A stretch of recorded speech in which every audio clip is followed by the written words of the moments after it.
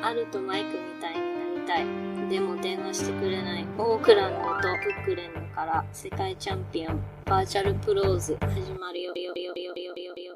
バーチャルプローズ。To my motherfucking man, 50 grand, the alcoholic man, inject a tall can in his bloodstream if he can. Biggie Smalls, the 50 stroker, MC provoker, chocolate tie smoker. I like to max and maximas and Acuras. Your girl butt cheeks, I'm smacking. The raw rapper, spine snapper with the little, cause all my lap a shot, the ball, I ain't your fucking comforter. And if I ever fall in love, I bet I'm fucking her. Ask the if I didn't choke her. If she try to front, It's then I try episode to 124 of That World Champion Sound, Virtual Pros Podcast.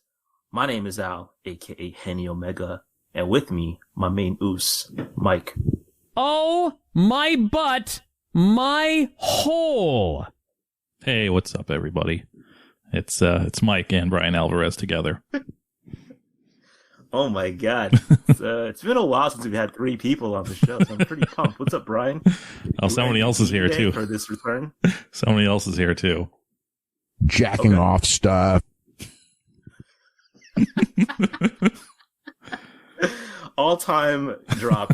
I'm so happy you did that for me. I'm appreciative. Jacking off stuff, pot stuff.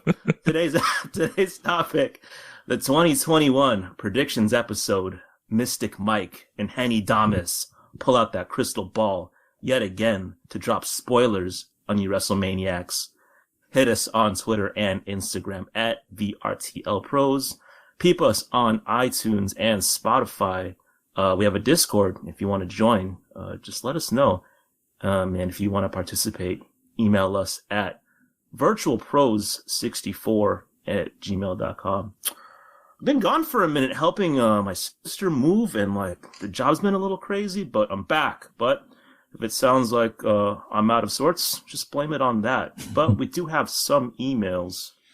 Maybe 2 or 3, maybe 4. Yeah, I don't know. there's 4. Virtual Pros has been dying for a while, so it's totally fine to have these little amounts of emails. No, and I mean, I shouldn't say no one because that's messed up, but several people don't go into offices to work anymore, and I mean that has cut down my podcast listening to, probably about 10% of what it was. So I understand. Also, we should mention that. Yeah. There's something going on in California where there's a bit of an internet problem. So if this gets laggy or something, it's not us. We're aware of it. So, were you going to say something now? I was, but I forgot. Okay. I lost my train of thought. I got it. Yeah, my podcast consumption has dropped down because there's no such thing as a commute anymore. I don't have that hour walk. Yeah. To perform anymore. So. I don't listen to shit, man. Yeah. Except people breaking cards. It's pretty sad. The only podcast I really listen to besides Observer Radio, which doesn't count because, listen to Observer Radio is basically my work because I do a wrestling podcast, so I have to listen to it. But no, I listen to The Best Show, which is a fucking used to be a radio show, but now it's 20 years later and it's a podcast, and that shit's 3 hours long, and I listen to it in half-hour increments a day, and by the time I'm done, I'm oh, it's another week, so there's another new episode. So I'm just always never catching up on fucking regular podcasts. Yeah, for me, I've just jumped into vlogs. I just said fuck it. I just have my laptop next to my work computer, and I just watch and listen. So yeah, I've just kind of left the world of podcasting for the most part. Yeah, that's the thing. You're in front of a TV, and you're just I don't want to just listen to something. That's actually kind of weird. Every Friday, I force myself to listen to all the new music and other music all day, just because I don't want that to leave my life. But I don't have that same rule with podcasts, unfortunately. This isn't really an email, but Justin emailed us last episode, talking about 4K walking tours, and we were telling him what we would want our 4K walking tours to be. And we asked him to make us a playlist, and he did make a playlist. I don't know if Al watched any of this, but I watched a couple, and I think 4K, a walking tour in 4K on my, fairly large size television is a little too much for me to handle. I don't know if I'm not a super motion sickness person, but I was watching one of them and I was like, I'm feeling a little queasy after this. Like, it was a little too real, I guess, but it was cool. I understand the appeal. I don't think it's something I would watch all the time. I would like it if you could go back in time. Like, if you could go to like on a 1980s walking tour, but obviously that's not possible. But I mean, with that logic though, in 20 years, these types of walking tours will probably really appeal to people who will be my age in 20 years.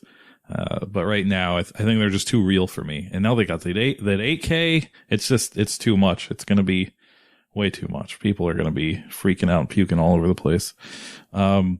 Actual email. I watched one where some guy was like walking alongside a beach, and I was like, I totally understand why people would watch this given the circumstances that we're in. Yeah. In 2021 now. But it's just not for me. I would just rather go on a walk by myself with my dog. I mean, there's some like I'm not a big nature person. I'd rather see like cities and stuff. So there was one like walking across some fucking bridge or something in India, and I was like, this is pretty sweet. But that was the one where I started feeling a little queasy. But yeah, I mean, it's cool. It's just maybe I need better eyes or something to really take it in. First, if there was like if there was like a tour of like someone like at a Tower Records like in 1997 with this kind of technology, I would be all about it. But yeah, speaking of which, I don't know if that's what triggered it, but like a week or so later, something popped up in my recommends, and it was some guy who I think worked for the news that just recorded like B-roll and he just uploaded. He started to upload all of it to YouTube. So there was like I can't remember the year. I think it was like 1994 or something, of just Toys R Us, just like walking around a Toys R Us for a half an hour, the one in Times Square, and that was pretty sweet. And he also had like a bunch of shit from FEO Schwartz video game area where they had like all the crazy video game stands and stuff from like other video game stuff, like the N64 launch and stuff like that. So that was pretty sweet. But that's more of my kind of walking tour, I think. First actual email is from DC. It's entitled Soups. It says, "What's up, fellas? AKA Michael Jordan Grace, AKA LeBron James Storm, AKA the Patrick Beverly brothers. One, in general, I agree with Mike on soup in that I view them as a side item for the most part due to the low substance to liquid ratio. Bear cheese soup sounds horrible though. Number two, stews have a higher level of body so they can stick to the bones a little more than soup.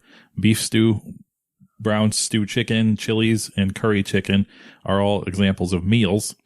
After the age of 30, you shouldn't be eating canned soup anymore. Both of you should be canceled for that. 4, Mike, what is one skill that you have picked up during the COVIDs? Listener Daniel, just to clarify. Oh, this is for listener Daniel. Listener Daniel, just to clarify, zucchini is a fruit. And he put that in all caps. Remember, if you see seeds in there, it is a fruit. Squash, tomatoes, pumpkins are all fruits. Let's see here. 2, I guess curry chicken and it's in the name brown stew chicken are technically stews, but it's like 95% meat and 5% wet. So I don't know. I look those a little beyond stews, even though it has stew in the name. I didn't say I fucking ate canned soup, so don't cancel me, motherfucker. I would never eat canned soup, so I don't know. At worst, if it comes down to it and I have to buy some kind of pre-made soup from the grocery store, it's going to be at the very least box soup. So get out of here with this canned shit. One skill I've picked up is video editing. I didn't know how to do that before the COVIDs, and I thought it was like the most impossible thing ever, but it turns out it's not that hard. I've also I started learning Spanish, and then I took a hiatus because I wasn't really into the Duolingo app because I think it kind of like clickbaits you a lot, and I don't like that shit. But I do need to get back into it because I've retained a lot that I've learned, so it wasn't completely useless. So I do need to get back into it. Pages is like all about this Duolingo life. Like there's leaderboards and shit, and he is like chasing the number 1 spot. So I think my brain is done with regards to learning a new language, but it does sound interesting. Soup talk. I got how do I put this? So Costco, they stocked up on something that's new to me, and it's Morimoto did a collaboration with Sapporo Ichiban, and it's a chicken ramen. And I'm going to give this a B+. The broth is really good, but the thing with Sapporo instant ramen is that those noodles are kind of ass. And I think Mike talked about it, maybe somewhere else, where he was like, this broth with this noodle, this would be like an A1 thing. So what I'm thinking is I'm going to take that Sapporo broth and mix it with some Shin ramyun noodle. And I think I might have like the ultimate instant noodle ramen in my hands. So I'll update all the Vert bags with how that goes. I'm pretty excited about it. Next email is from Mark. Fuck, more soup talk? Hell yeah.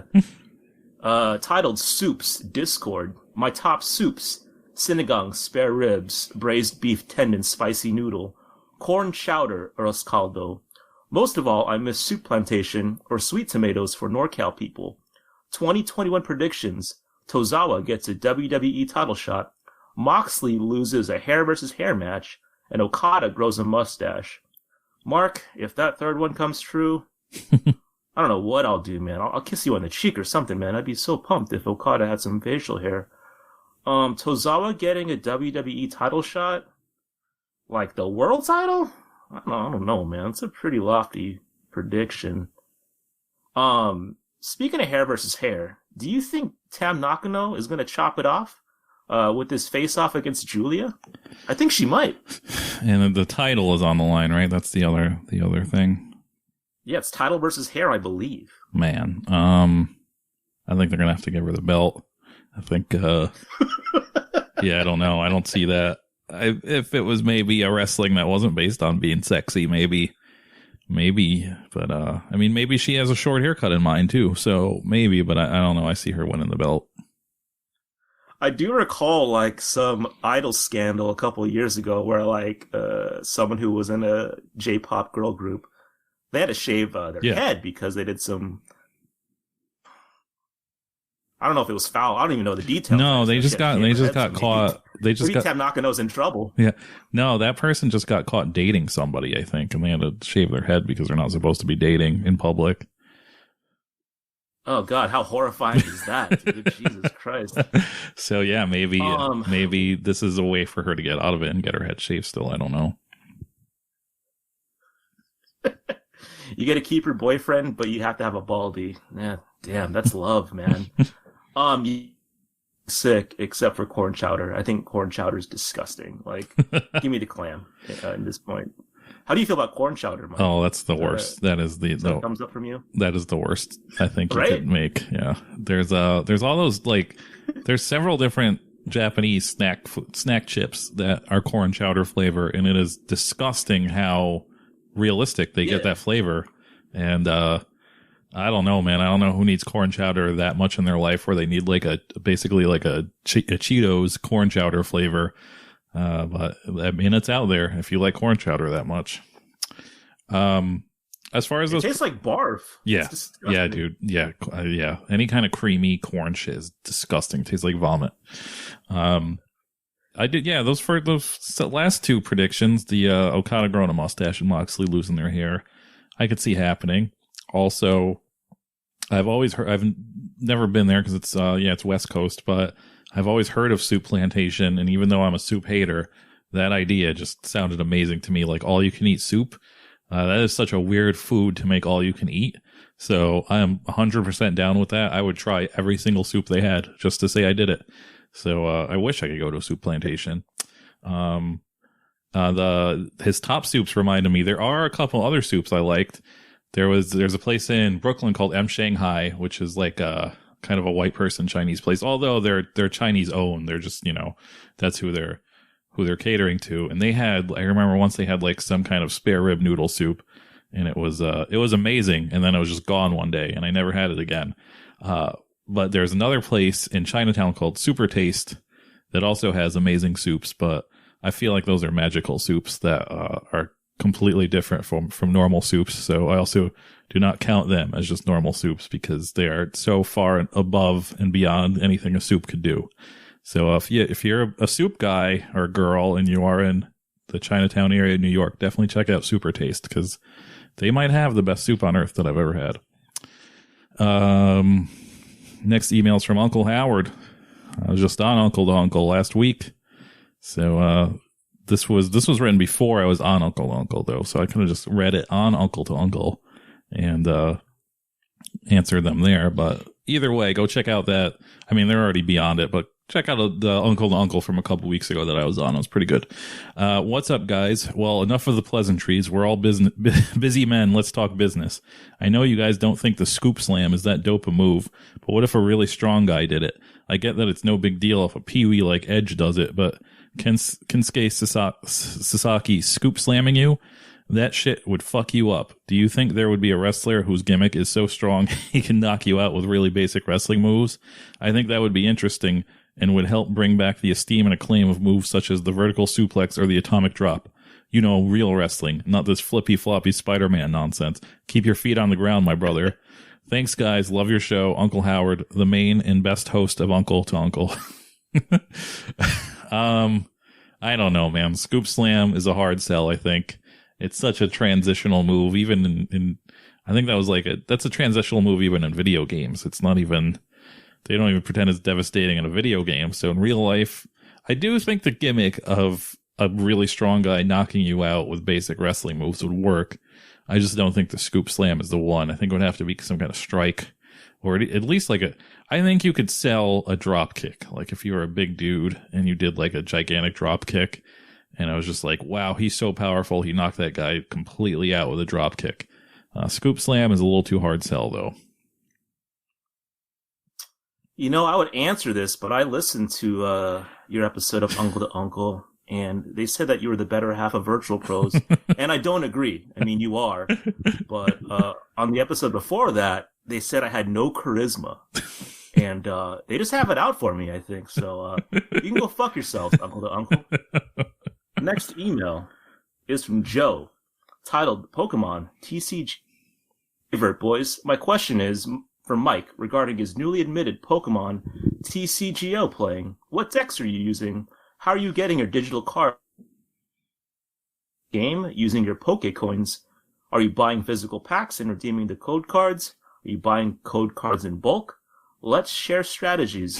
The old group my son and I used to play in real life with started an online tournament group by I'm afraid to join.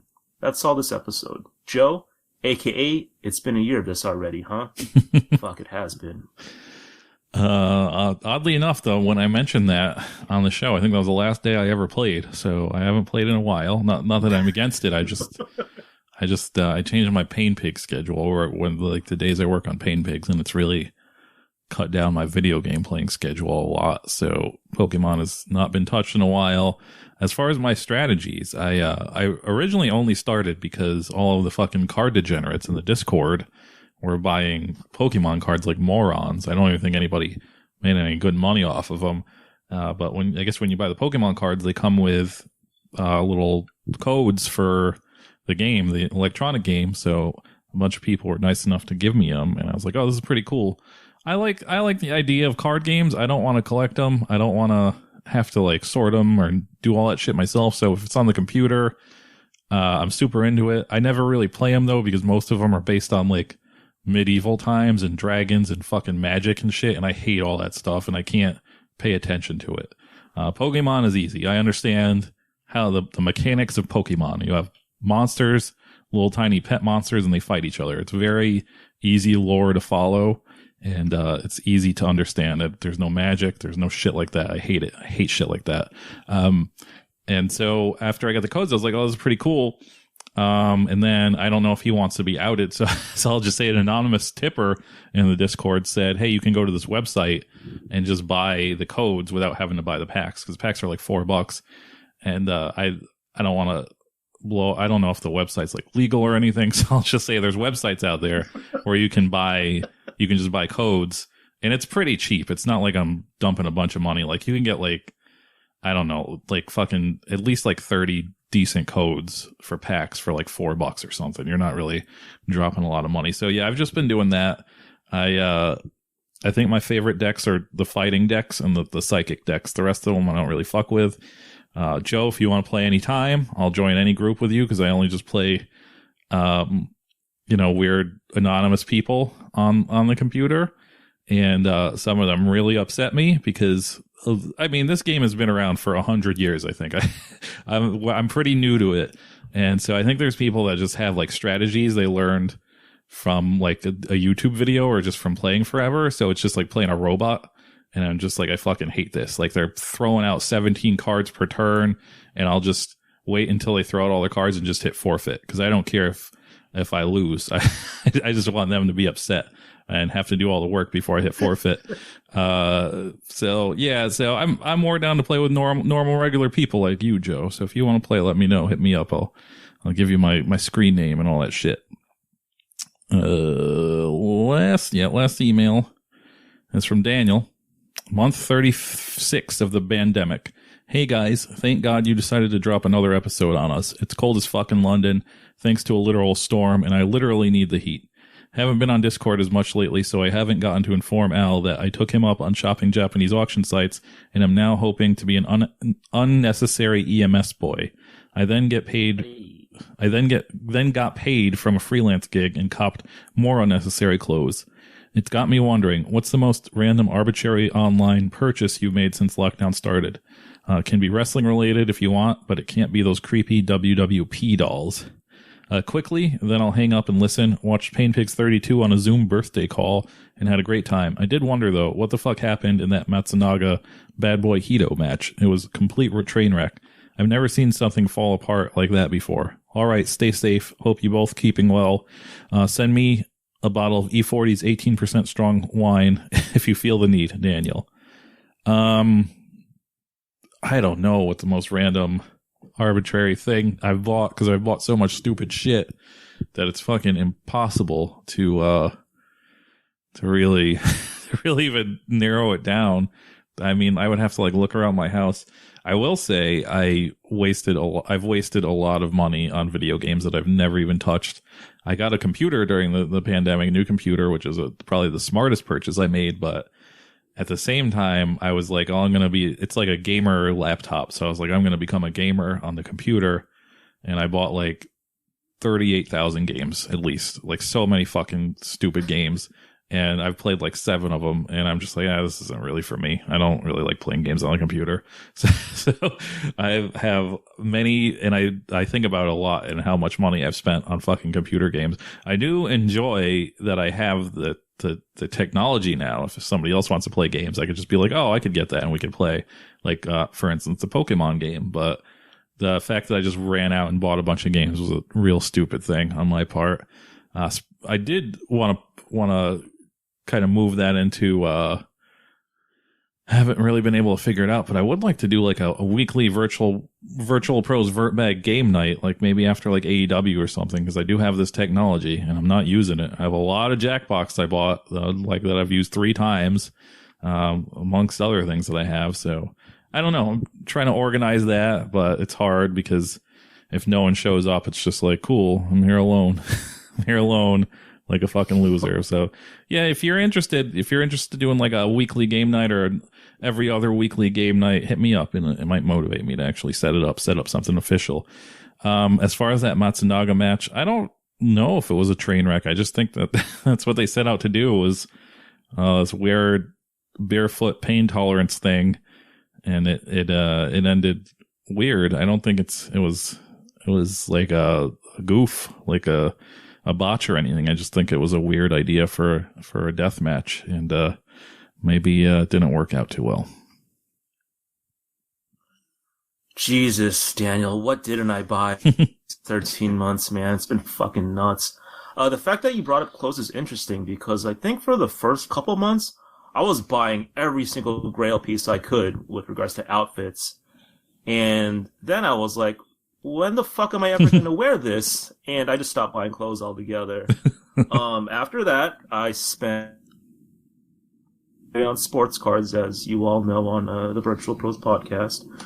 I thought about buying a ring light the other day to have better photos for my sports cards Instagram, so that might happen. I did buy a Dutch oven recently, so maybe some good meals are coming along.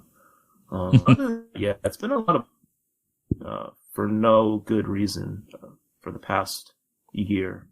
I guess I'm not mad at it. It's fine.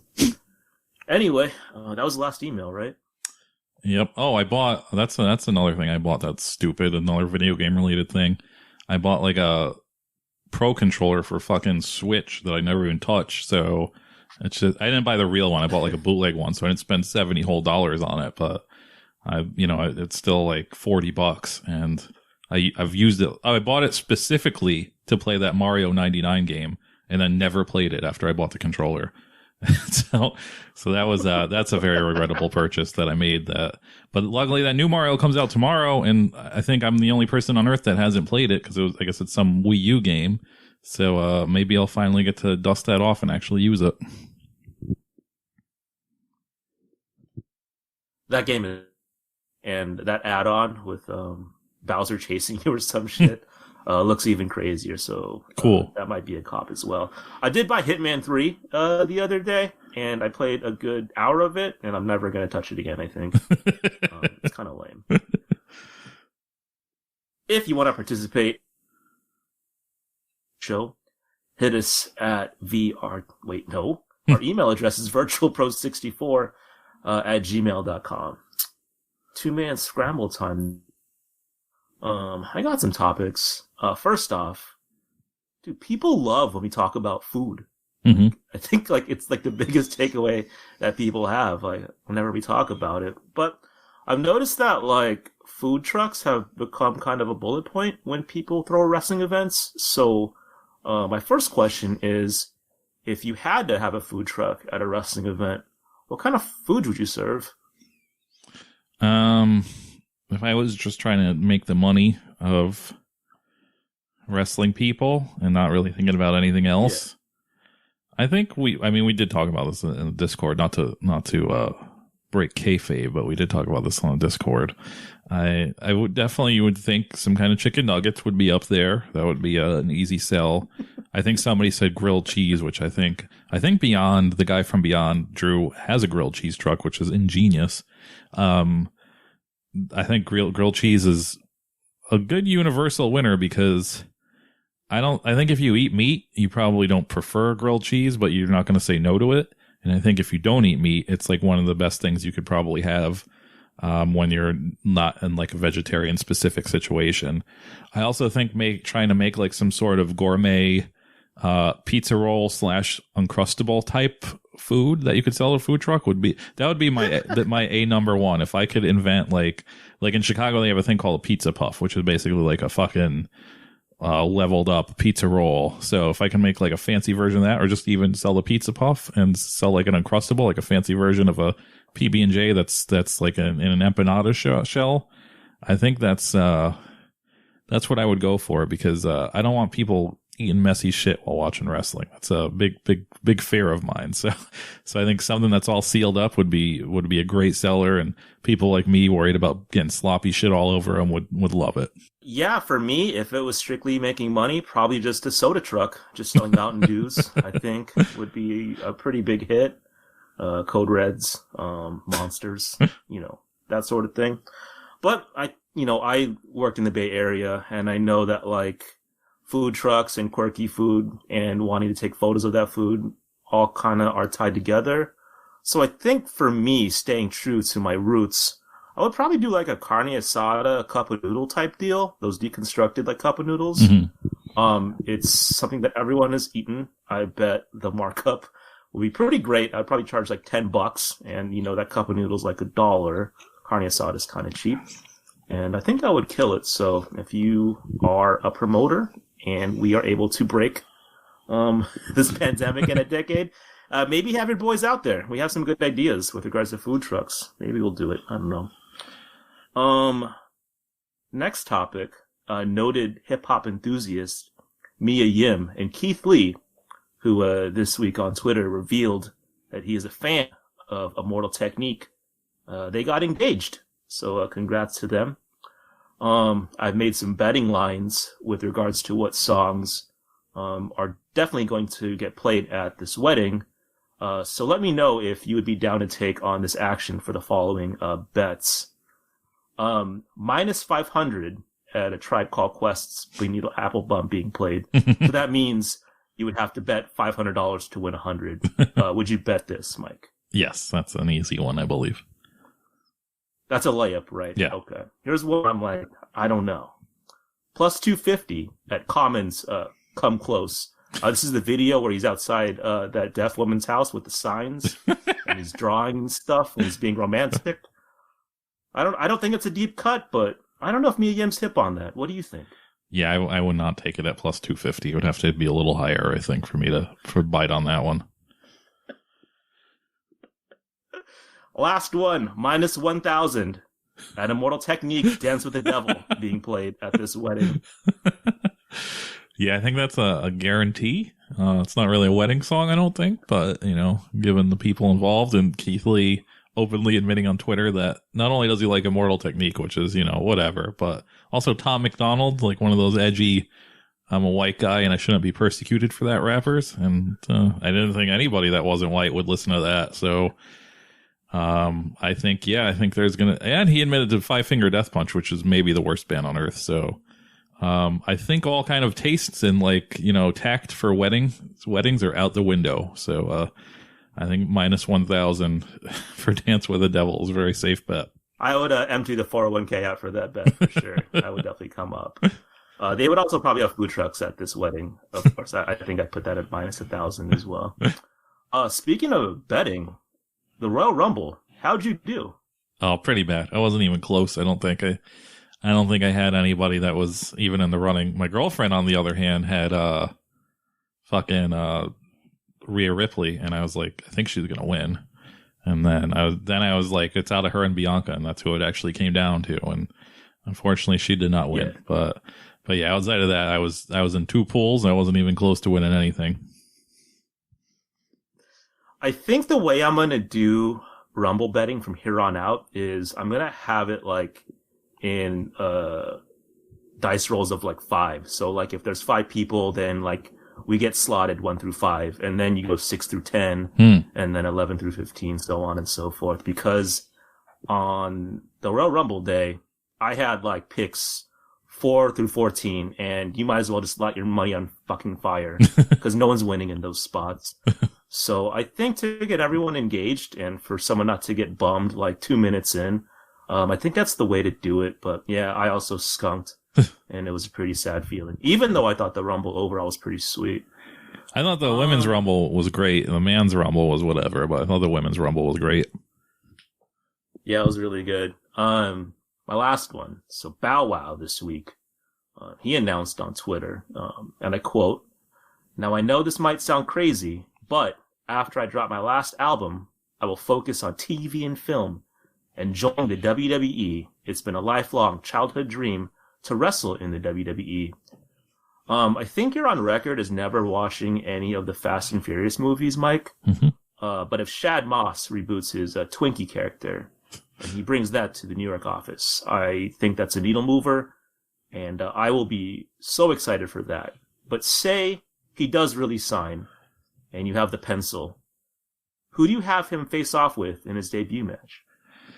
I don't know, man. Bow Wow is probably like still 2 years away from WWE knowing who he is. So, and I think once Bow Wow finds out what wrestlers get paid, he's probably like, I don't know what Bow Wow's business ventures are like right now, but I'm sure he makes a lot more money than what anything wrestling could offer him. So he'd probably look at it and be like, "Oh, I see why not everybody does this." But let's see. First match, first feud. I think. I mean, WWE would fuck it up, but I think you would have to go with like a Dominic Mysterio. So it's kind of like, yeah, it's on the even playing field here. I wouldn't mind seeing either of these guys win. They're both young bucks, they're both new.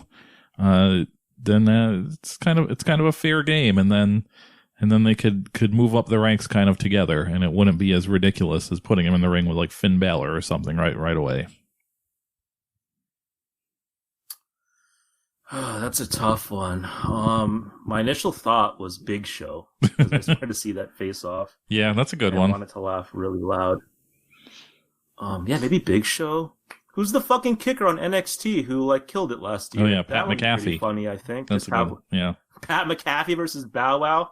I'm watching that. That's my for real answer. I'm gonna go with that one. I think the battles on the mic would be pretty good. So there's also something I was watching something, and I completely forgot that Cain Velasquez was in WWE like within the last year, and so that's right. They can bring him back just to do the job to Bow Wow. How sick would it be if he just submitted Cain Velasquez and then he became like one of the baddest men on the planet? Bow Wow. I mean, I don't know what his. I have to do that as well. I don't know what his contract was, but I thought it was like something like he was under contract for 2 years. So maybe they can make it happen. Rush Bow Wow through and just have him get that big win. That was my last one. Okay. I have. Let's see how many we're gonna get through here. First one. Thought I had more. Okay. The first one is GCW a couple weeks ago did a thing called Fight Forever, which was a 24-hour period of wrestling where they just had wrestling shows for 24 hours. It was not for me, I would say. But at one point during the day on a Saturday, they did an Ironman match. Tony Deppen versus Jordan Oliver, and after an hour, it came to a tie, and they're like, "Let's go another hour." And if I was like really invested, I would have shot myself in the face because I can't think of anything worse than watching an hour-long Iron Man match and then being told there was another hour-long match to follow with the same two people. That is maybe the worst idea anybody's ever had. And I figured everybody on Earth would agree with me because watching the same... I see people fucking... I know it's like a meme at this point where people are just like, oh, fucking New Japan's 45 minutes every match, fuck. And you're going to watch these two bozos fucking wrestle for 2 hours? Come on, man. You can't have it both ways. So, I shouldn't say they're bozos, but you know, my blood is boiling now. So it's just 2 hour Iron Man match is just too fucking much for me to even think about. But anyways, the next day it was like, people are like, oh man, when's the next one? And it's like, who are you guys this bored with your COVID lives that you're egging on more Iron Man matches? And I think there's another one. I think Tony Deppen's doing like an intergender Iron Man match for something later. And I just want to ask the listeners out there now, does anybody on Earth like a fucking Iron Man match? Because that's some kind of old-timey kind of stipulation that really we don't need it anymore. We have much more interesting things. I will say Joey Janela had a good one with a canceled person like a year or two ago that was like went above and beyond Iron Man matches. But overall, an hour-long match where you know it's going to be an hour is horrifying. So, Al, have you ever liked Iron Man matches? Any listeners out there, are you ever like, oh, sick, there's going to be an Iron Man match on the show? Because I don't think anybody likes this except other fucking wrestlers. I think I'm on record as saying that 2 out of 3 fall, but it's actually Iron Man matches for sure. That's so crazy that people wanted 2 hours of wrestling. Like, people were cheering on NXT for having 2. Like, I can't imagine just enjoying 2 hours of one match. That's insane. In terms of enjoying one, I thought the Bailey Sasha one was good, but that was just 30 minutes, and I guess that's okay. That wasn't an hour, at least from what I recall. But yeah, I remember like when Shawn and Brett did theirs, like, oh, and I was 12, and that's when like I was a hyper WrestleManiac. I've never been a fan of the stipulation at all. I think that's what ruined it for me for life was the Brett and Shawn one, because it ends in a tie and then they do sudden death and it's just like, what is this shit? Like, this is fake, man. You could have fucking did this ending within the match. Like, why are you making it fucking overtime? This is stupid. Why am I getting this fucking prompt? But yeah, like, it's fucking stupid. Don't do that. So I think right away, what is going on? Do I sound okay on your end? You sound fine, but it just sounded like a fucking Metal Gear Solid sound. Yeah, dude. Just now. It was pretty crazy. I got some fucking one of the video game things I had just sent me an update, to remind me I fucking bought a stupid video game and fucked up my thing. Anyways, yeah, I think Iron matches are stupid. I think that one ruined it for me forever. Don't egg this on the internet. Don't tell Tony Deppen to do fucking Iron Man matches all the time because they fucking suck. No one likes them. Takes too long. Moving on. I just wanted to ask Al. I think it was last episode where he confessed that he doesn't really watch AEW. It's just not for him. Since that time, they've announced that, basically in the same episode, they've opened the forbidden door and Kenta showed up. And in the same episode, they announced, Tokyo Joshi Pro and, Virtual Pro's favorite Gato Move wrestlers in their women's tournament. So, do you have egg on your face now, Al? You think you're into AEW now that they have, a lot of, Japanese forbidden doors open?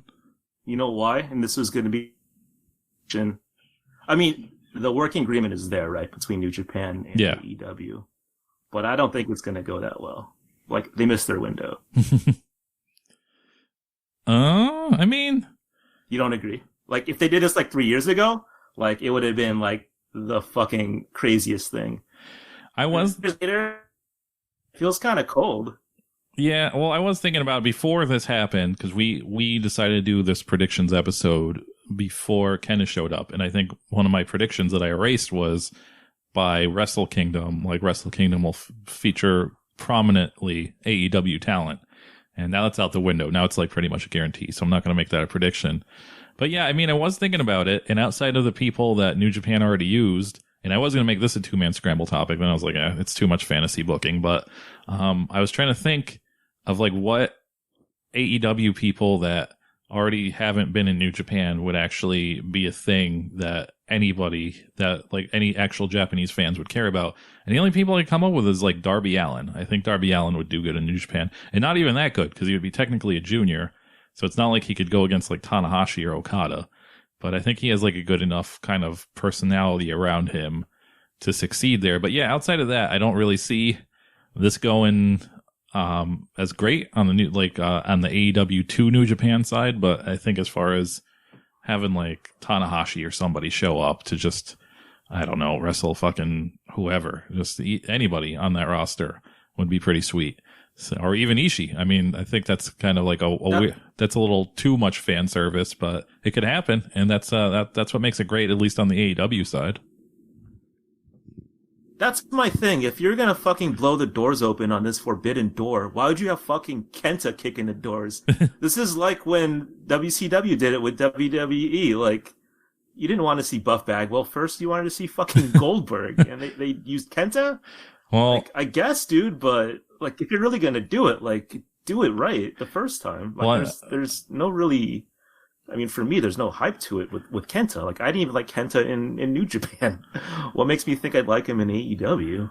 Yeah, I mean, that's just because they have to, because he lives in Florida. But that's not like a known fact. So they could pretend he's flying in from Japan to wrestle Jon Moxley on AEW television, but he's really just probably driving 10 minutes to do it. So, I'm sure if they could get other people, maybe Kenta wouldn't be their first choice, even though that's the obvious feud that New Japan has built up to. But I do hope down the line, when everything's normal, it could lead to a little more interesting matchups.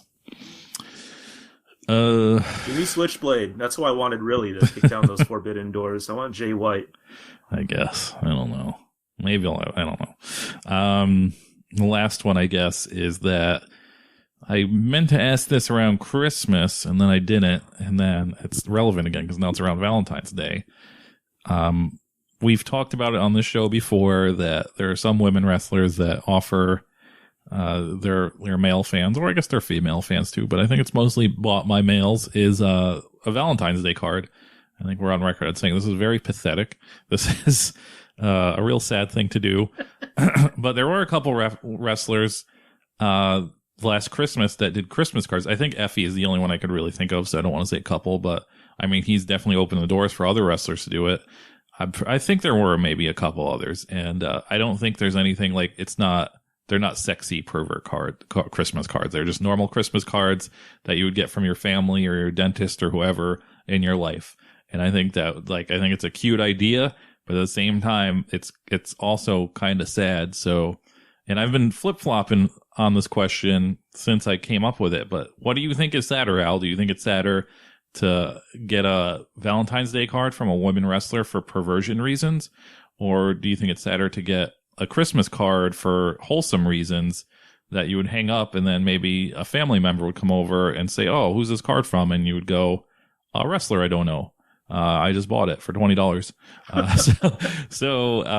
What do you think is more sad? I gotta talk my way through this right now. Okay.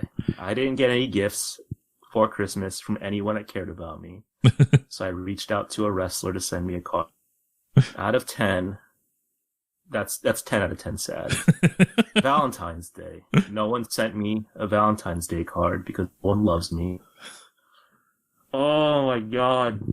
I think it's Christmas because maybe you're getting some weird sick sexual satisfaction from getting a V-Day card, where Christmas, you just kind of want someone to care about you. Yeah. I don't know, man. I think Christmas is way worse. Yeah, I don't know. I think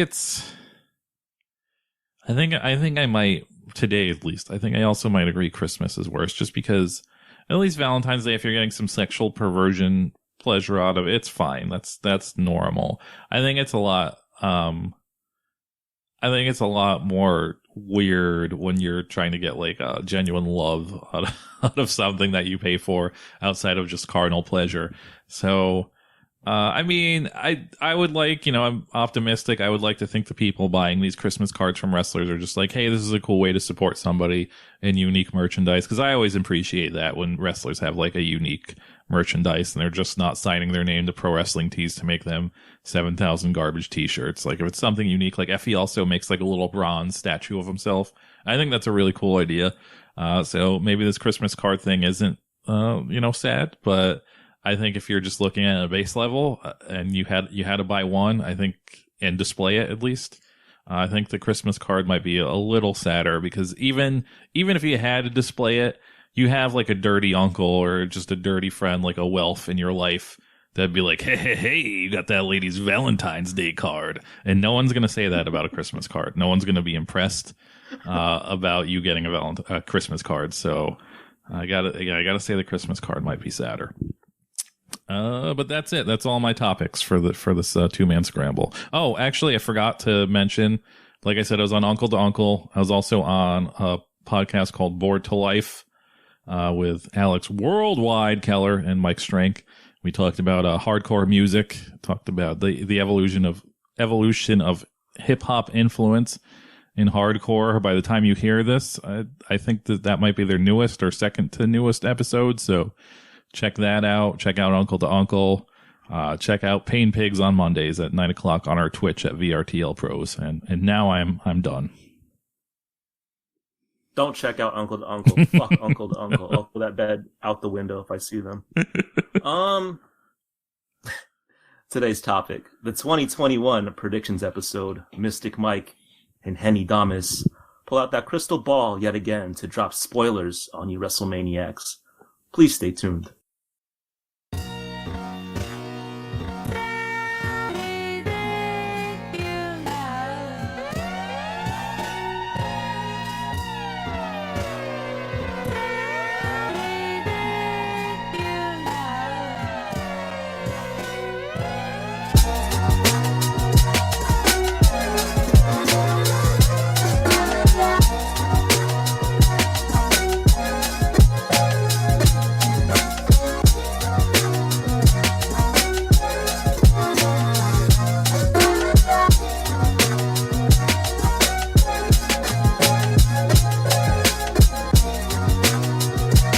Light it up.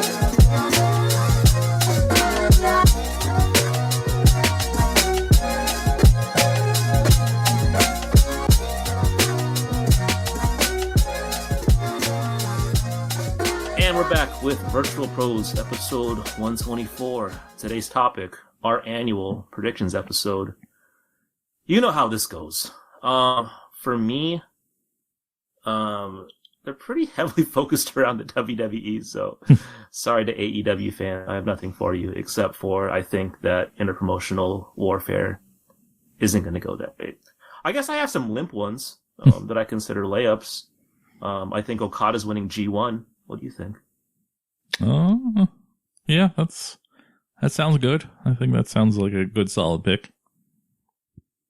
Ibushi shows up on AEW at some point, maybe towards the end of the year. Yeah, I would assume he would be the first one on that plane as soon as everything's back to normal. And the Vrtl pros continue their podcast dominance. You know the fucking drill. But anyway, my first one, this is also kind of a layup, but it's a main bullet point of mine. Because they do this with everyone. So, I mean, look at Rhea Ripley getting fucked up by Charlotte, or Shinsuke Nakamura never being able to beat Jinder fucking Mahal of all people, while being like the most popular guy on the roster at the time. And my first prediction is Bianca Belair is about to get fucking shamed at WrestleMania by Sasha Banks, because they do this to everybody. I think it's just at this point like a gang initiation. It's gonna bum me out still because I've been on the Bianca Belair train since forever, and it's just not gonna happen at WrestleMania this year. I'm not gonna be shocked at all if Sasha Banks taps her out like in 2 minutes on the opener. It's just gonna be that bad. Yeah, I think they had like a feel good moment at the Royal Rumble, and everybody's like, "Oh man!" And I think they said something like something happened backstage, like, "Oh, it was the first time anybody gave anybody a standing ovation." And they say that every week. They say that about everybody every week on WWE. It's not the first time. Shut up. But yeah, and then I remembered that they also made Rhea Ripley like the biggest shit last year, and she's basically been a loser up until this Royal Rumble, where they had her finish second place, which was, I guess, was her payment for just being a fucking loser for the whole year. So I agree with you. I don't know if they'll just make her lose like a complete punk, but I do think after WrestleMania, it'll just be back to business, of just being a kind of a nobody. So yeah, I think that's a safe prediction. That's definitely going to happen. My first one, I guess I'll stick with WWE, is that I guess is the only definite WWE one, is that no, this isn't even a WWE one. This could be anybody. I think if you're looking at stuff that's happened during the COVID times, and just not just in the wrestling world, just in pop culture and the everything world, people have been getting into weird shit. They've been picking up hobbies they left, like cards are back, of course. That's a thing that happened pretty much because of the pandemic. I'm trying to think of like more solid concrete examples, but there's just a lot of people are buying cassettes again. There's just like a lot of things people left behind that they now have time for, now that they're not doing it. Like they're not going to bars or restaurants or doing it. Well, good people, at least. Horrible people are still doing these things, but there's a lot of things going on that are like hobbies are being rekindled and stuff like that. And I do think out of any year for it to happen, I think 2021 is the last possible time that something is going to happen in wrestling to give it a little boost in popularity, where it's not in the basement anymore. I'm not saying they're going to have amazing Attitude Era ratings or anything like that, but I think at the very least it'll be like a pipe bomb type of thing where wrestling is back, where regular people are talking about it, and not in a negative way. And I think that my whole thing, that Nia Jax thing, I think that was planned. I think that was like trying to get my prediction in motion, basically, was like, oh, we're going to start doing like wacky stuff that people repost and stuff like that, because I guess people do have their own terminology and they say things weird and stuff like that. So I guess if I really was very optimistic, I could believe somebody would just mistakenly blurt out my hole on television, but I really don't believe it. I think it was planned. I think it is something that they're trying to do to do like kind of a viral thing.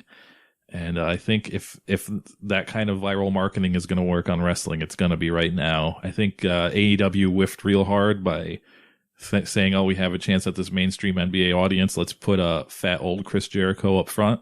I think that was a whiff, but they were trying. But I do think if there's any movement in popularity for wrestling to happen, it's going to be by the end of this year. And then if it doesn't happen, it's just over. Wrestling is going to be an antiquated hobby forever until we die. So I have hope. You know, no one predicted cards being back. No one predicted people loving cassettes again. No one predicted there's so much shit that's going on right now that people could have never predicted happening again. Just fucking even cards on the like internet card, just shit like that. Like they could bring back Beanie Babies right now, and I think they would like people would go nuts for them. So I think wrestling, this is your only hope. I hope so, man. Maybe we can start that Patreon if we get one more boom. That'd be pretty sick. Rooting for wrestling on my wrestling podcast. I want it to happen very badly. My next one, which might go against your wrestling boom theory. So I think they're starting to do this now with the WWE. I think they're just going to shove their chips all in, like the 65 plus demographic, and have like something akin to like the senior PGA tour for like the main shows. It has for like the broken down pieces of meat. Is it called Masters? Yeah. I think it's called Masters. Yeah. I think that's what Raw and SmackDown are going to become.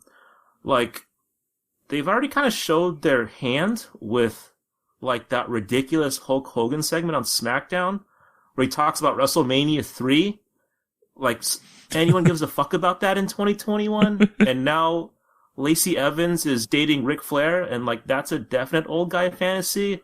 Like it's in motion, man. And like maybe they move Monday Night Raw to like Sundays at 7 to go ahead with 60 Minutes. Like I really see them. Like I think it's gonna happen, man. Like maybe they ban like top rope moves. Maybe they make like the ring post smaller so like there's less risk of injury. Like maybe there's a no running rule like at Target on Black Friday. I don't know, dude, but I do think like they're seeing the tea leaves with AEW just beating the shit out of them on Wednesdays, and they're like, you know what? We're going to get that old man money, and I think that's the play for them. They just got to do it, and I think it's in motion, and I'm very interested to see where this goes. It might be pretty sweet. I think there's at least a little truth to that, because they have been leaning hard on the old man stuff lately, and I think they really are. Just like, okay, well, this is who likes it. Let's go hard on this stuff. Maybe I'll throw out a conspiracy theory there, is that a couple weeks ago, they did, I don't know what it was called, but they did some network special that was like a pay-per-view for India, and it was on at 10 a.m. And maybe that was just us testing the waters for early bird specials, like instead of just going to the diner early to get your dinner. And they did, before that, they did the fucking Slammies at 10 a.m. too for no reason. They were just like, we're going to do the Slammies on Wednesdays at 10 a.m. Only people watching, old people probably. They're gonna do early bird specials. You're right. They're gonna do Sunday evening Raw instead of Monday Night Raw.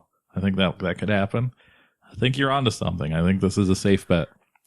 Dude, all those graphic tees are gonna become like polos with embroidery on the left side of your shirt. I'm kind of in on it. I'm not an old person yet, I don't think, but I think that's the only thing they can do to stay afloat, man. You just got to cater to the 65-year-olds.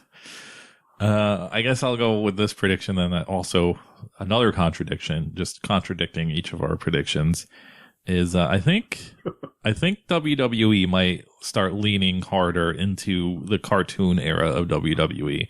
Not so much as ridiculous as like the early to mid 90s, but if you really think about it, that's kind of, they've been testing the waters for a couple years, I think, already.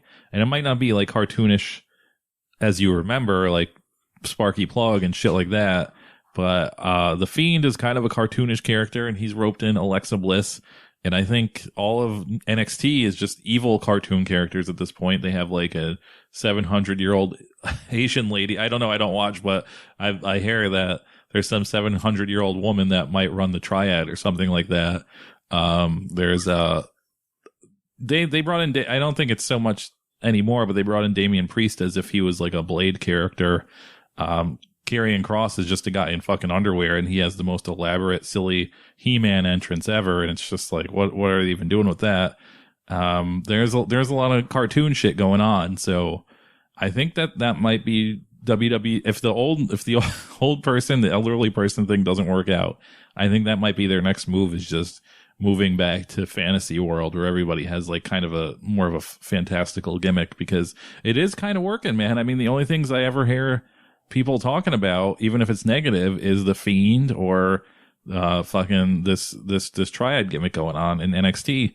No one cares about the normal people, so I think it might be working. I think they might have to go back to people having magic powers and shit, because if you think about it, the Fiend is the first person to have magic powers since the Undertaker, or Kane, 20 years ago. So I think they really are testing the waters with more kind of cartoonish characters. Was the Boogeyman ever did he ever have superpowers or no? Yeah, I mean, I don't think the Boogeyman was ever taken seriously. Maybe for the first couple weeks. I don't think he was taken seriously. I think he was always kind of like a comedy thing. I guess not. I guess in the beginning he was a little spooky, but all he did was eat worms. Aleister Black, he can raise out from the dead. I think Aleister Black was right? the proto one, where they're like, let's see how this works if we make him a little culty. And I think he was the prototype, and now they're going off the deep end with these edgy kind of fantastical characters. God, where's that guy? I fucking miss Aleister Black, man. Hope he comes back. Hope you're okay, Aleister. I was always a big fan of you. My last prediction for 2021. So the Stone Cold documentary, it comes out this year. And I think this is being done because we, in 2021, are going to return from Stone Cold Steve Austin in the ring. He's 56, which means, to Vince, I think, that he's starting to just decline a little bit from his peak.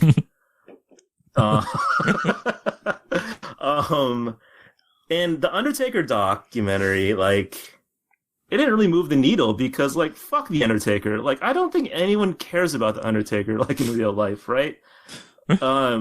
I don't think LeBron James would duck Stone Cold Steve Austin if he was backstage, because, he was actually really famous in the late 90s. Whereas, people know the Undertaker from, video games and shit, but, Stone Cold had, actual star power, I believe. And at the end, I feel like everyone comes back. Bret Hart came back after swearing that he never would. HBK, he broke off his retirement. And to me, this is a Stone Cold lock. Pun not intended. He's going to restart this grandpa wrestling revolution, and I guess I'll watch it. Wouldn't you? I would, but I don't know. I think if he didn't have those robot legs, I would think it would be more of a lock. But he has those. I'm sure those legs feel a lot worse now than they did back then, and they didn't look too comfortable back then.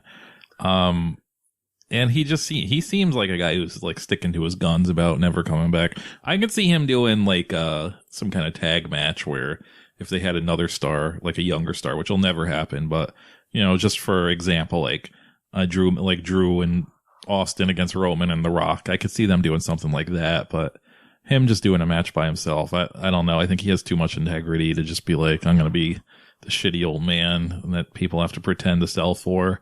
But I could see them doing somebody in Stone Cold versus The Rock and Roman for sure. My last one is a bit of a serious one to go out on a downer. I wanted to do this one in the middle, but then we kept on talking about WWE. But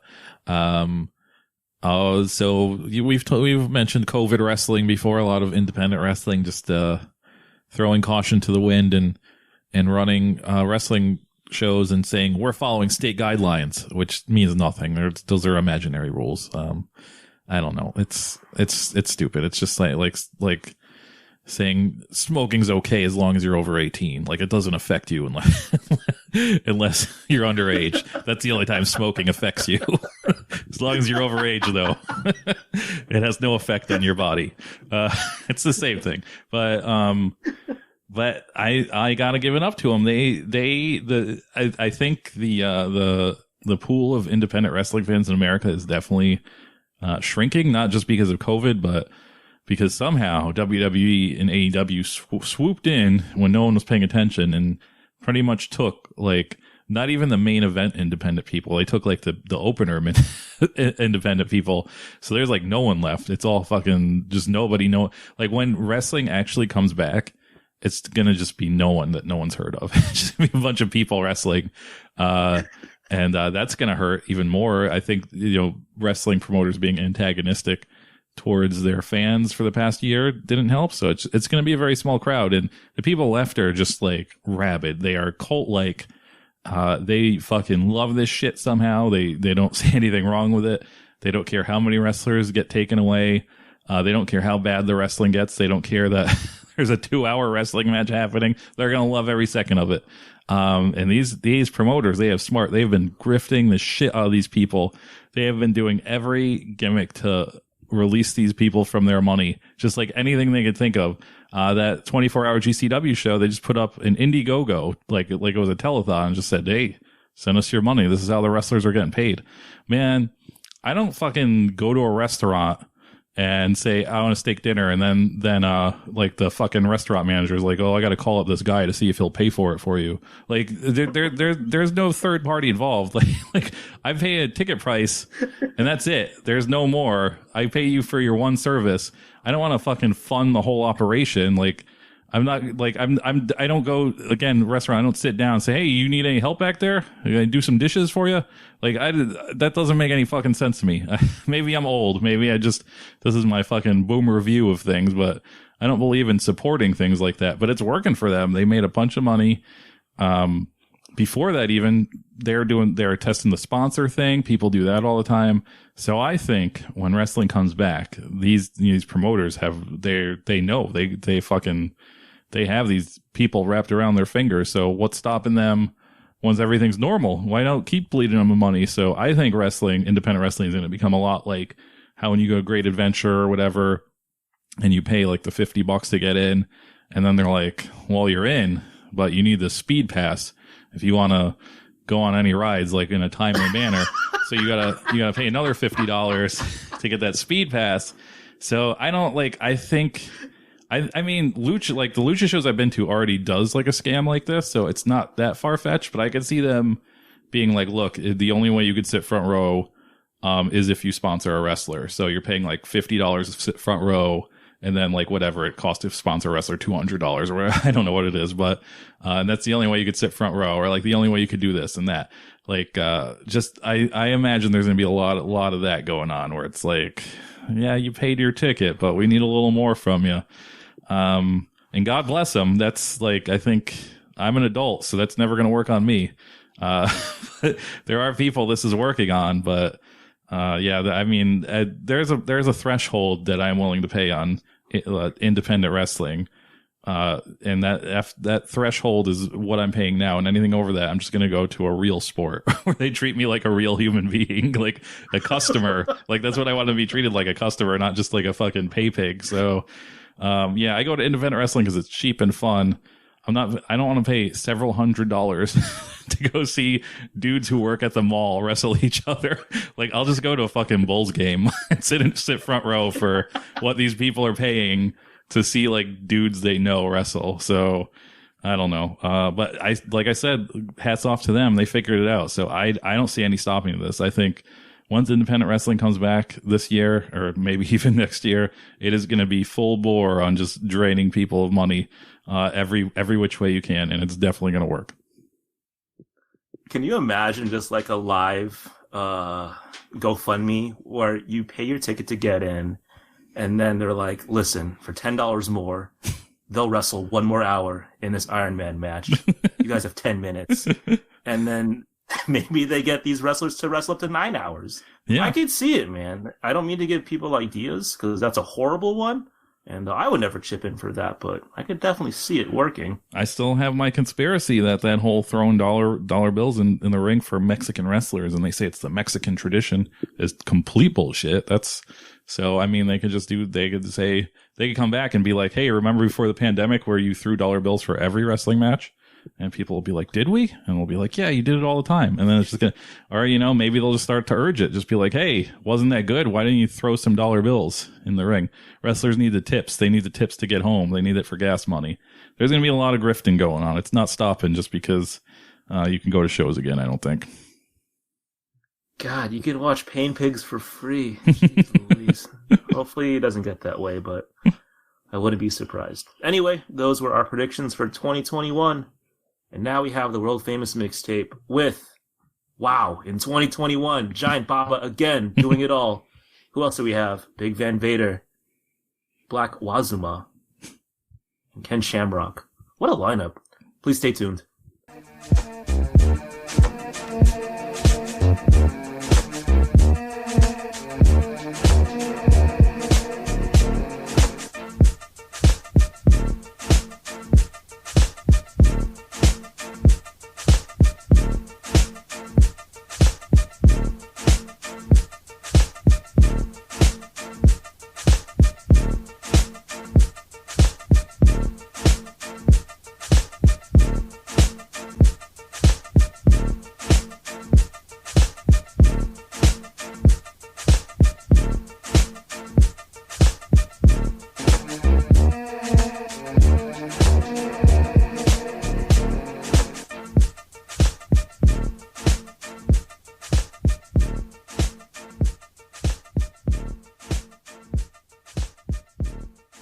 Welcome back to Virtual Pros episode 124. This is the last segment. It's the mixtape segment. If you want us to watch any matches, hit us at virtualpros64@gmail.com with a YouTube link, and we will probably watch it and talk about it on our world famous radio show. The first match of the night is Black Sabu Pro Wrestling 6/24/1996. This clip opens up with Too Cold Scorpio, aka Black Wazuma. He's cutting a pretty generic promo, and it kind of reminds me as to why I never really heard him talk in the mid to late 90s, because he's not very good at it. Incredible wrestler, but I just wasn't that aging as a speaker. But the ending of this promo is pretty great, as Black Wazuma just forgets that he's Black Wazuma. And he says at the end, Too Cold Scorpio will be number one. And I start cracking up because he totally forgot. I read that Wazuma, it roughly translates into magic in Japanese. But nothing about this mask or getup screams a magical being. So, Mike, do you have Black Wazuma behind Flash Funk in terms of great Too Cold Scorpio personas? Yeah, I think I would agree with that. I'm not a fan of Flash Funk, but yeah, this is pretty lame, I think. I agree. Sabu, he's definitely in his bag. Not NJPW level, but he's doing shit like triple jump Frankensteiners off the top rope. He's like running on tables. And there's a part where, it was Too Cold Scorpio. He does a moonsault off the apron. And he lands, like, on top of Sabu's head. He, like, fucking just, like, railroad spikes him. And, like, this was, like, the animation in any of the Aki games when someone is catching a dive. It's pretty fucked up.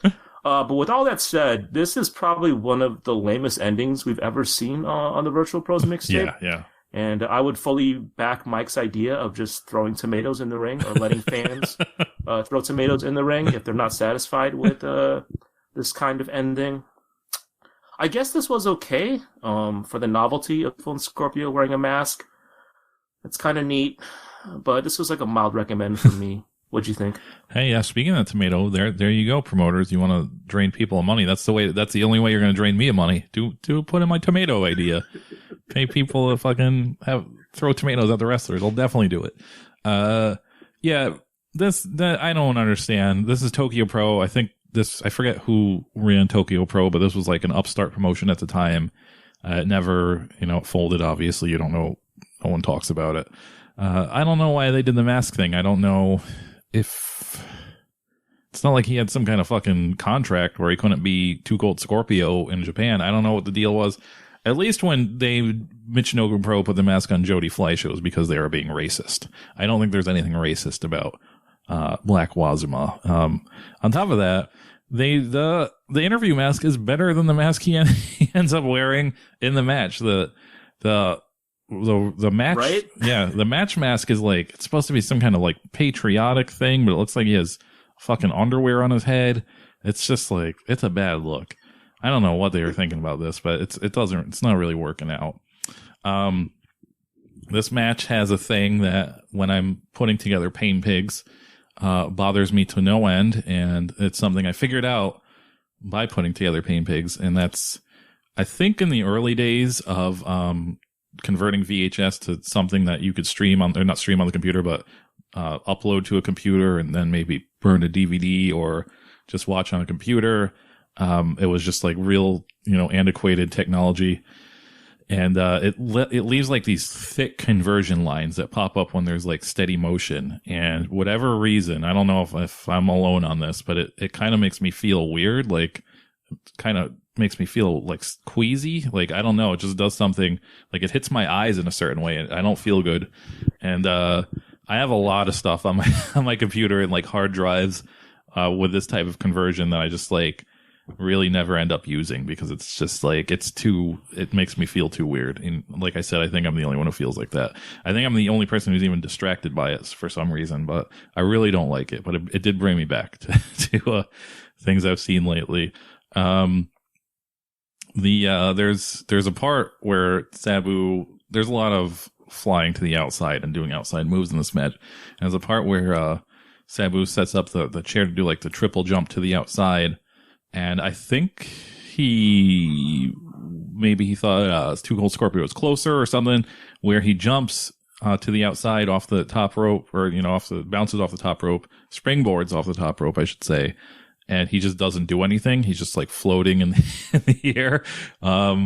And for that second, he's up in the air. I was just like, I'm going to see Sabu get his ankle shattered, because he's going to land right on it and shatter his ankle. But he just lands on his feet and keeps going like nothing happened, which is, that's what youth does to you. Even though Harry's like probably 33, so it's not like he's that young, but it's pretty amazing, because I don't think you're seeing modern day Sabu doing that shit. And it didn't end as horrible as I thought. Scorpio is taking advantage of the language barrier a lot in this match, where he's just kind of calling spots and just being like, who's gonna know what I'm saying? Fucking everybody speaks Japanese. I am surprised I don't see that more often when it's two American people fighting, or two English speaking people fighting in Japan. There's a part, and I think this happens in so many Sabu matches, where Sabu is trying to get a chair, and he reaches for a row of chairs that are taped together or chained together or whatever, and he's just trying to pull them apart, and he never gets them apart. I have seen this happen 2,000 times in my life, in real life, on tape, all over the place. I don't think they ever get the chair pulled apart, so I don't know why they try it. I could understand if you don't know, but as soon as you pull that chair up and you see the other two chairs pull up with it, just put it back down, because it's not going to happen for you. I've never seen a wrestler successfully rip a chair off the chains and then hit the other wrestler with it. Never fucking happens. This is, I think this was 96. I can't off the top of my head remember the Sabu evolution timeline, but obviously over the years he's built up his repertoire of moves, and then obviously lost it because he got older and older. But this must have been the sweet spot where he really discovered using a chair in his repertoire, because there's a lot of chair-based offense on this. He's doing so many moves off this chair, man. He's just pulling it here and there, doing so many jumps and moves. So this must have been right after, where he's like, oh, this is a great gimmick. I can just do moves off this chair over and over again. And he's doing it so much. So if you really like Sabu doing the springboards off the chair and stuff, this is a match for you, because he does it a lot.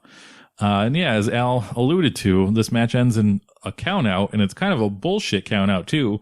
Kind of like one of those count outs where maybe you would think something like fishy was happening and they just counted it out so there wasn't like a shoot fight happening. But that's not the case. Like, this was like a planned count out. And this is the most pissed off I've ever heard a Japanese crowd in my life. So it's kind of worth watching it for that, because like immediately everybody is fucking upset. And I've never heard, like, outside of the legendary Antonio Inoki Big Van Vader riot thing, I've never heard like a Japanese crowd just this immediately upset at a finish, and they are fucking pissed off. And it's pretty cool, because you just never see that anymore. So even if you don't watch this match, just fast forward to the last 5 minutes and catch like this crowd just immediately turning on this match in like milliseconds, just turning from being happy to the most upset crowd ever. So just for that alone, it's worth a watch. My first match of the night is, speaking of Inoki, is Big Van Vader and Bam Bam Bigelow versus Antonio Inoki and Tatsumi Fujinami from 1989 New Japan. I chose this because I was going to leave.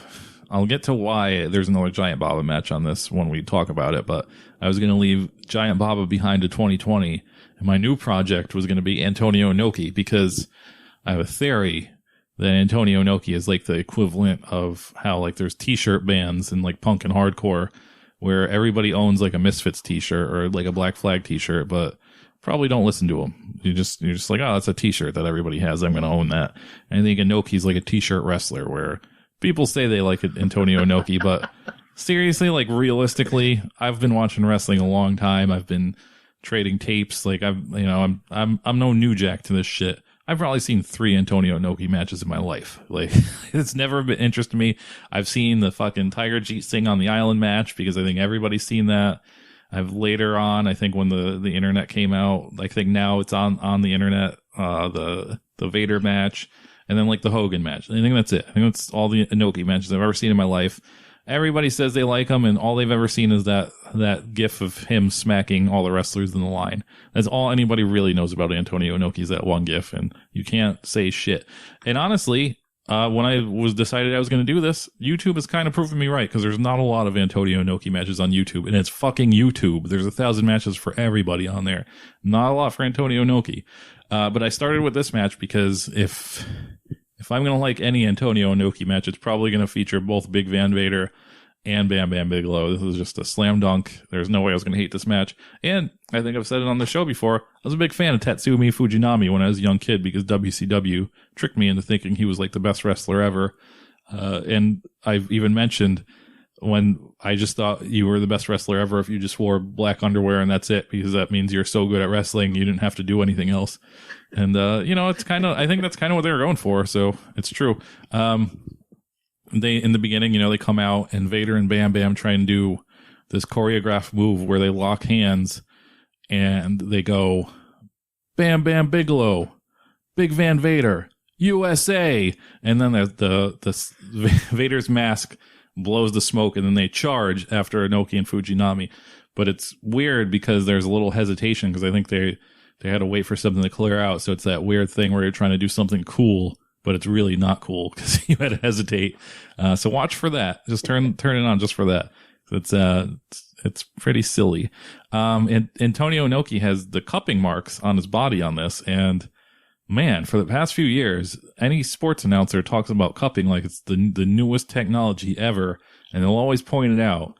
And he was doing this shit in 1989. Antonio Inoki, definitely on the cutting edge.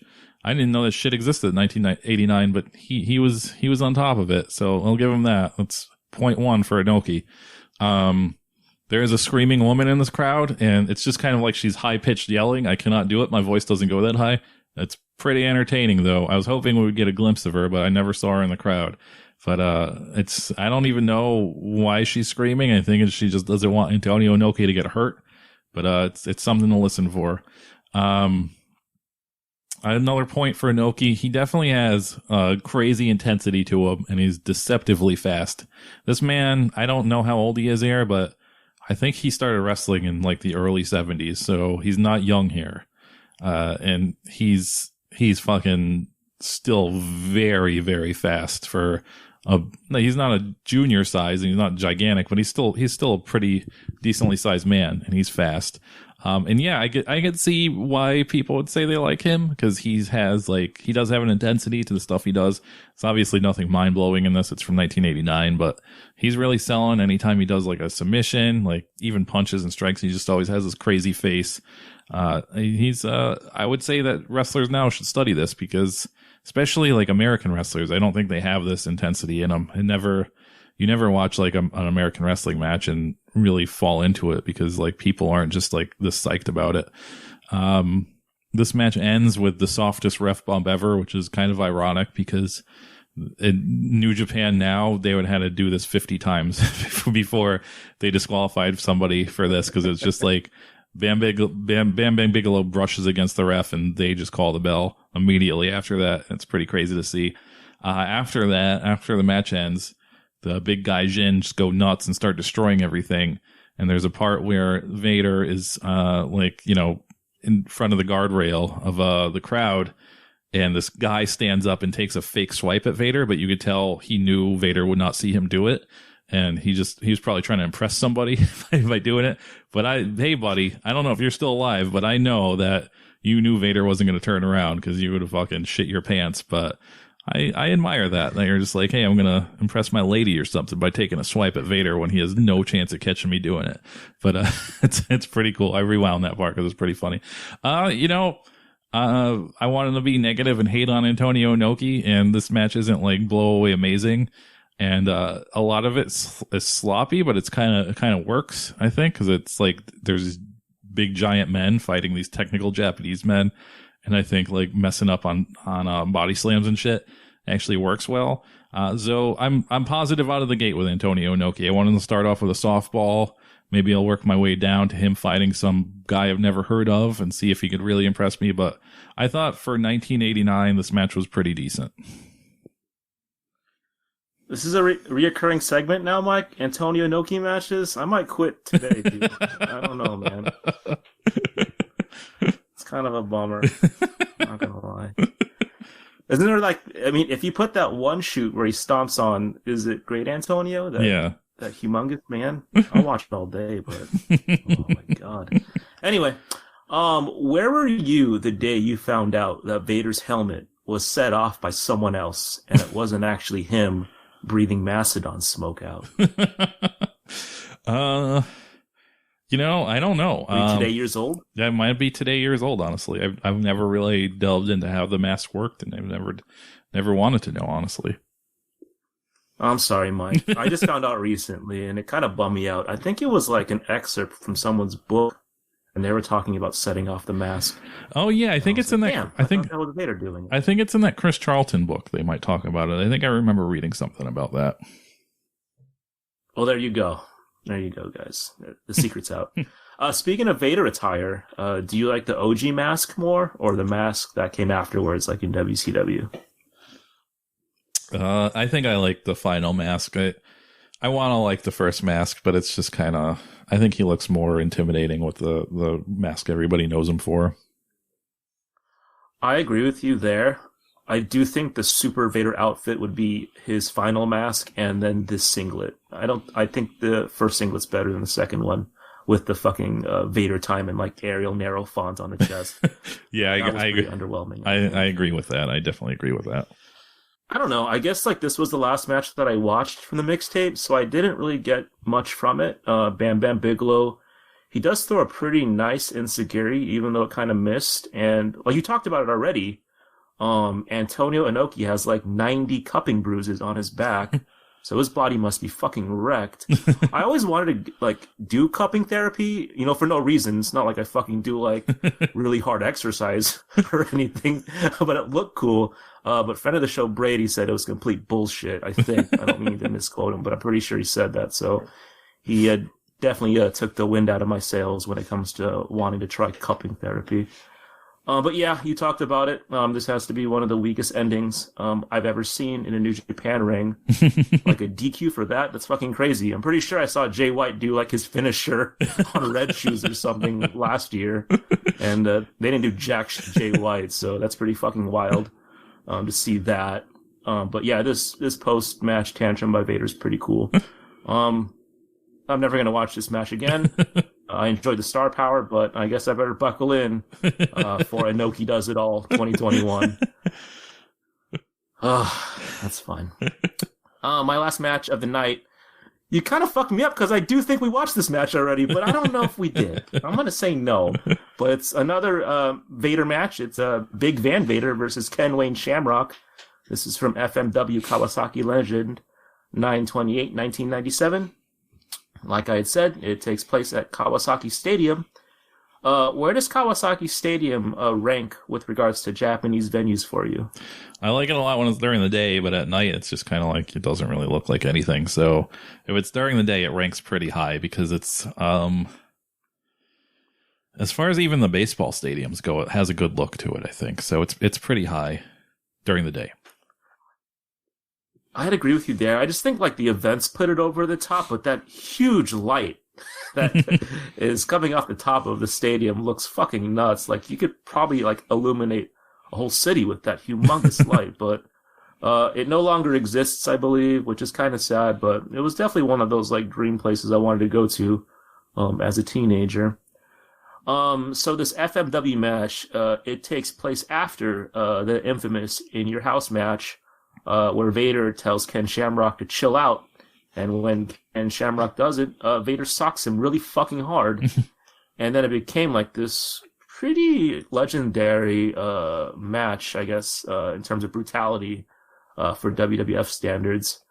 I was a little shocked at how receptive this FMW bloodthirsty crowd was towards fake fighting, but kudos to Vader and Shamrock especially for getting the crowd to get up for a clothesline. You know, that's just smart work from the big man.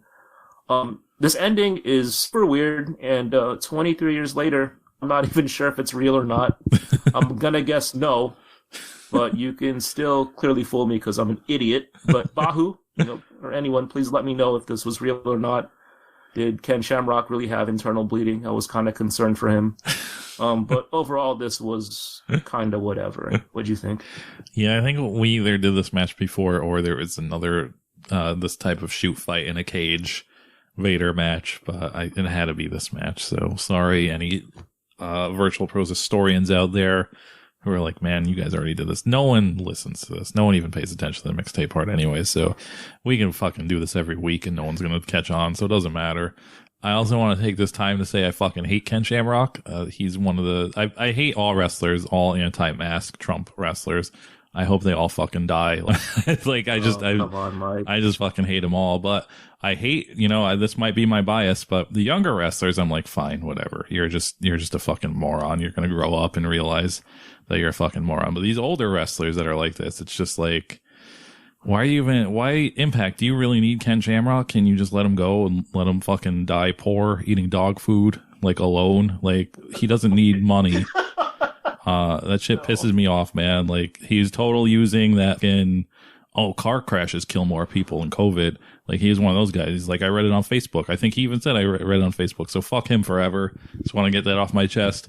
This match has some real ASMR commentary. I'm sure it was recorded in post, but why bother at this point? These guys are whispering. They're lower than the fucking crowd noise, and they're in a goddamn baseball stadium. They're still lower than the crowd noise. It's kind of cool. It's just, I wish I knew what they were saying, because I feel like they're probably not even talking about the match, and they're just talking about their days, because they're just so chill and calm while this match is going on. So I don't think you could tell me this was probably not even part of the match, and somebody just overdubbed this commentary, and these guys are just reading the weather or something. Outside of that, this is definitely a fake fight. Now, this is not a real fight, but I will say, for a fake fight, fake shoot fight, this is exactly my speed. I didn't think it was a real fight. I just think Oh, okay. You just think, yeah, I don't know about that. Oh. Maybe. I don't know. I do, but as far as the fake fighting, I think this is exactly my speed for a fake shoot fight.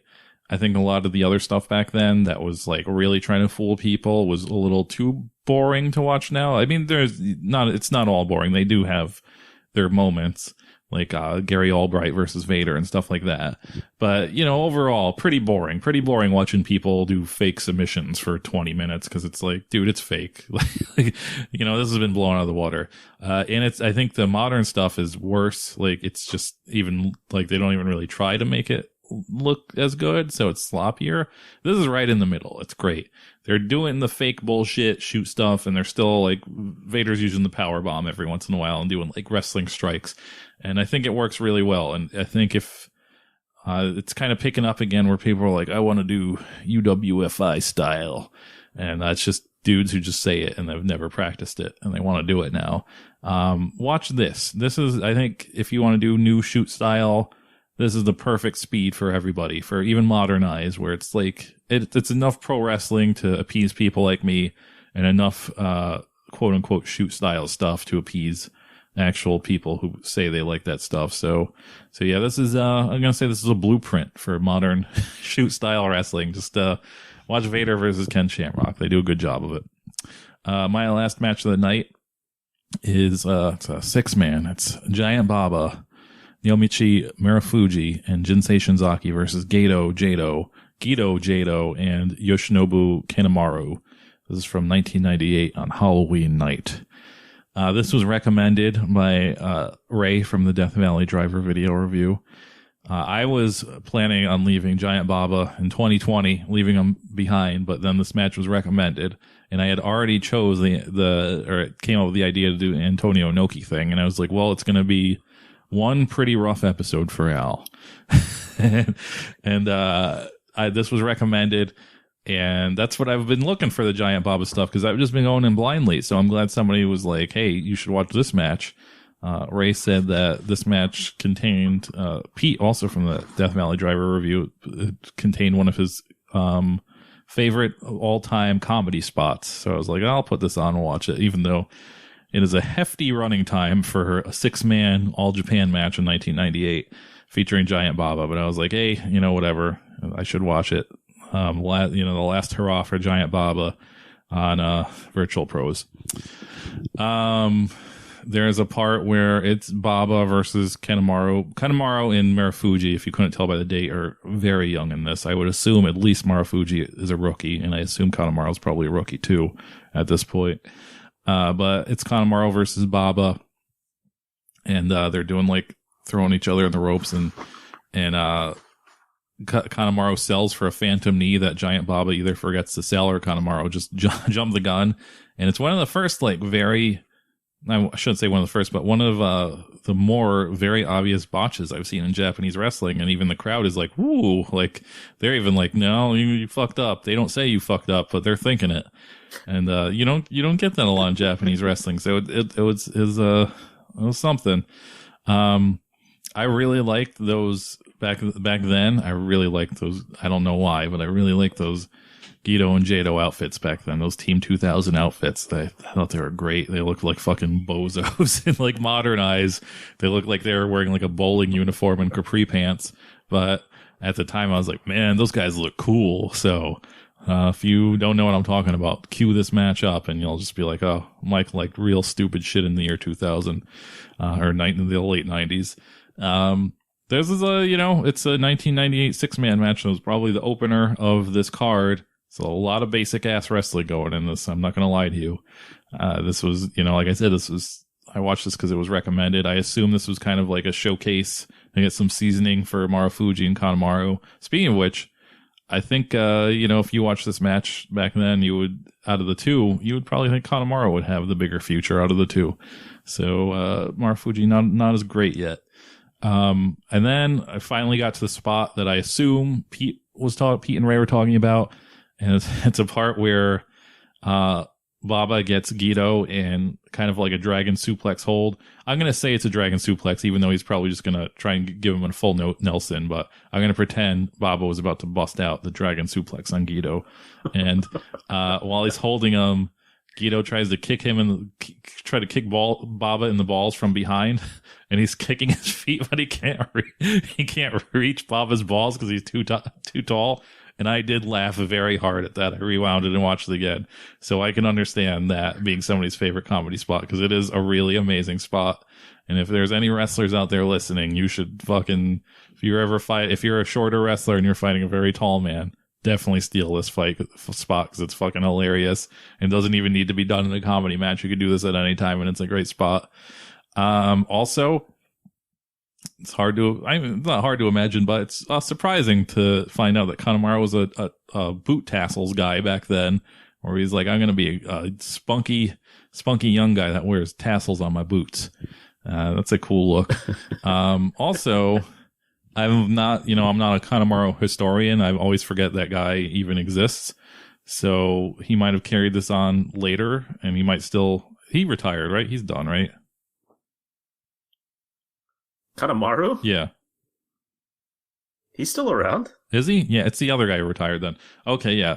So he's still around, so he might still do this. I fast forward anytime I see a Kanemaru match, so I don't watch, but he tries to do this move on Shinzaki.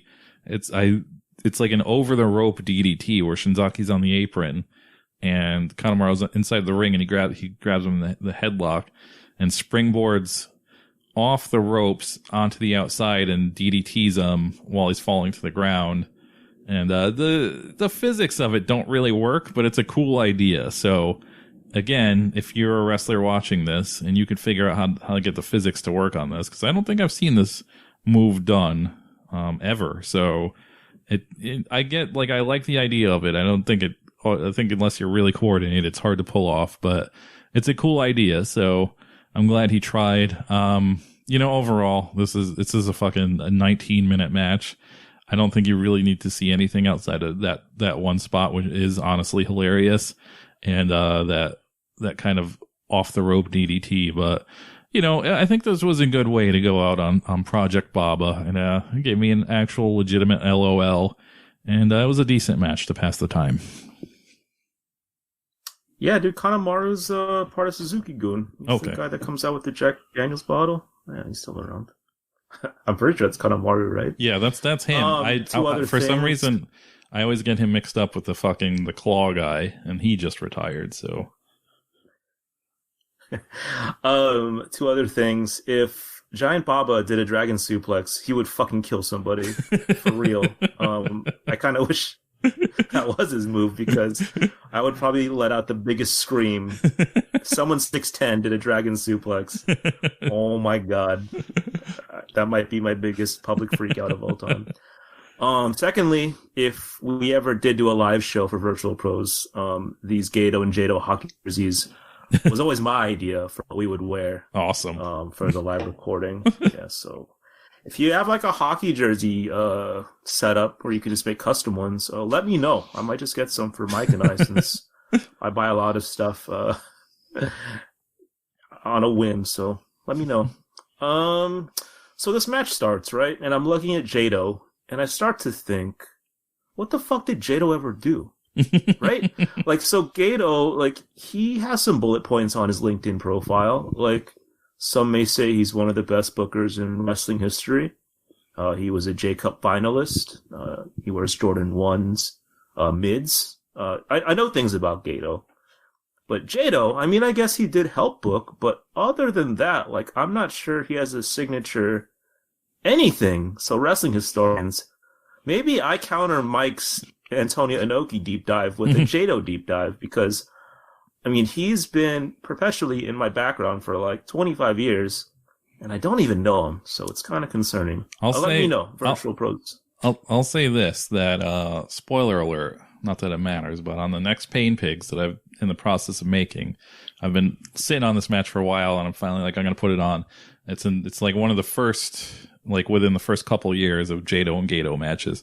And it was before they were Jado and Gato. And, back then it seemed like he was the leader. So I feel like maybe back then he was the lead guy. So that's why he got to stick around in the 2000s, I think. Yeah, he's just always been, he's like the original, right? He probably could have started that entire faction of just bozo tag team partners. But okay, maybe I'll do a deep dive. We'll see. Yeah, you talked about it, but Kanemaru, he fucked up his section with Baba, where he flips for Giant Baba's knee lift, even though Baba never lifts his leg. So I'm gonna assume on this cold October day in 1998, he washed so many ball sacks after the show, because this was a pretty flagrant botch. This was fucked up. I felt really bad for him, because I've never seen such a flagrant fuck up in All Japan where they wrestle perfectly. Yeah. Maybe he got to give up his tassels or something afterwards, because this was a foul. This was bad. But yeah, you could have really shaved off 2 to 3 minutes and made this super great. But Giant Baba, man, he was just tremendous. He always had the crowd eating out of his hand. The low blow comedy spot was incredible. I might make that a post later on the Instagram. And Marufuji was pretty good as well, so it makes me want to pair these two up, Giant Baba and Marufuji, to win the tag team titles in every single wrestling video game that comes out in the future. It's a very Shaq and Penny. But overall, it was a little long, but I would recommend this. This was pretty funny. That was episode 124 of the World Champion Sound. Hit us on Twitter and Instagram at VRTLPros if you want to participate or suggest a match. For the mixtape, hit us at virtualpros64@gmail.com. Mike, any last words? Hey, thanks for listening as always. See ya.